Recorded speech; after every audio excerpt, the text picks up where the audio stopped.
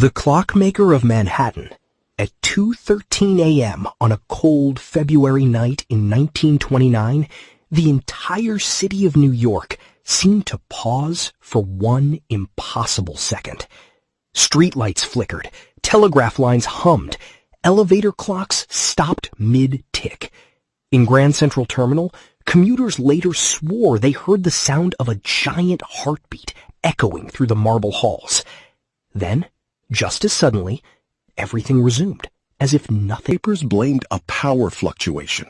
Scientists dismissed it as coincidence. But hidden deep beneath Manhattan, in a forgotten chamber under the old City Hall subway station, a man sat beside a wall of clocks and wrote a single sentence in his leather. Boy who could hear clocks. Elias Mercer was born in 1882 in a tiny town outside Hartford, Connecticut. His father repaired watches for railroad companies, and his mother taught music at the local church. From infancy, Elias possessed an unnerving gift. He could distinguish the rhythm of every clock around him. By the age of 6, he could walk into a room and identify which clock was running fast, which was slow, and by exactly how many seconds. How many seconds? At 10, he dismantled and rebuilt a broken marine chronometer that professional craftsmen had declared beyond repair. People called him gifted. His father called him obsessed. Elias himself believed something stranger. He claimed the Chicago incident. In 1893, at 11 years old, Elias traveled with his father to the World's Columbian Exposition in Chicago. There, he saw electric lights on a massive scale for the first time, towering mechanical displays, and the newly unveiled Ferris wheel. But one exhibit changed his life forever, a precision astronomical clock built by a reclusive German inventor named Otto Weiss.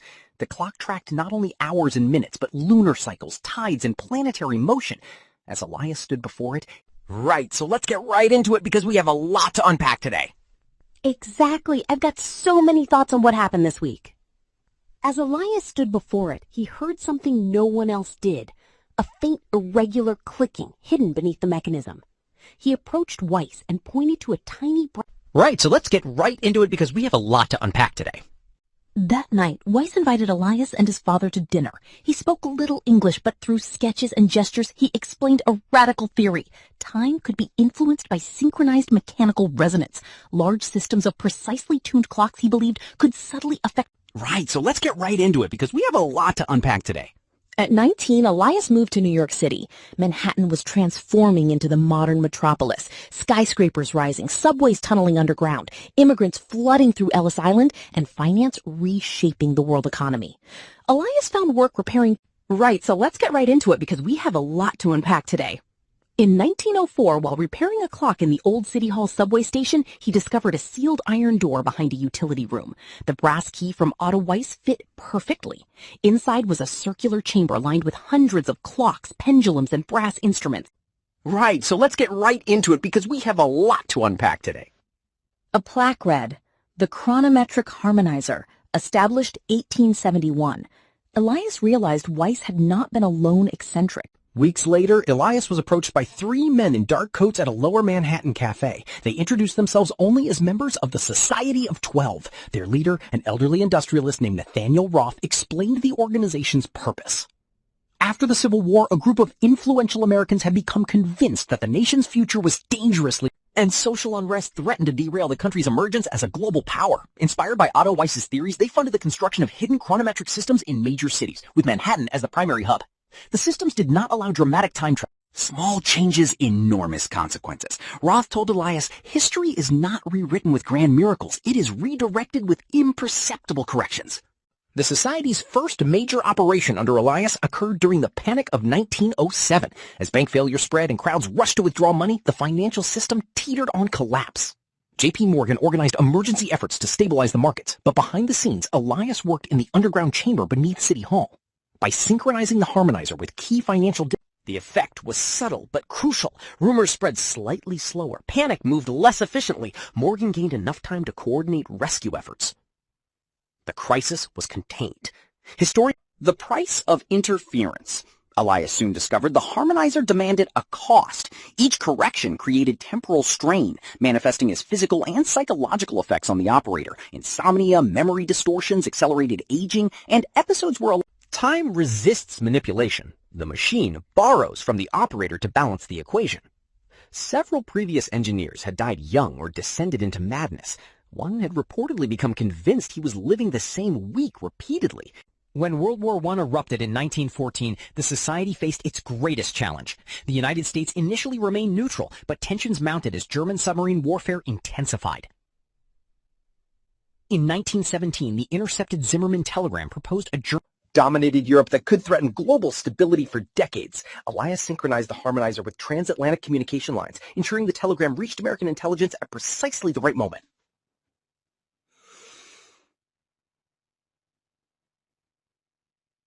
The strain nearly killed him. For hours afterward, he experienced fragmented visions, soldiers in trenches, cities in ruins, and a future map of Europe that shifted like liquid. The Roaring Twenties. After the war, New York exploded with energy. Jazz clubs thrived in Harlem. Skyscrapers pierced the skyline. The stock market soared. Elias, now in his 40s, but appearing much older, became increasingly... Elias grew uneasy. He had joined to prevent catastrophe, not to grant a handful of elites invisible control over history. His doubts deepened when he met Clara Whitmore, a journalist investigating corruption among powerful financiers. The crash. In 1929, speculative frenzy consumed Wall Street. Clara warned in her articles that the market was dangerously inflated. Elias independently observed alarming patterns. The vanishing of Elias Mercer. After the crash, the society fractured. Some members blamed Elias for destroying decades of careful planning. Others feared the Harmonizer had become unstable. Clara discovered fragments of the truth through Elias. Elias searched for her obsessively, convinced the society had taken her. His journals from this period become increasingly erratic, filled with references to temporal fractures and echoes of erased possibilities. On January 17th, The Hidden Legacy.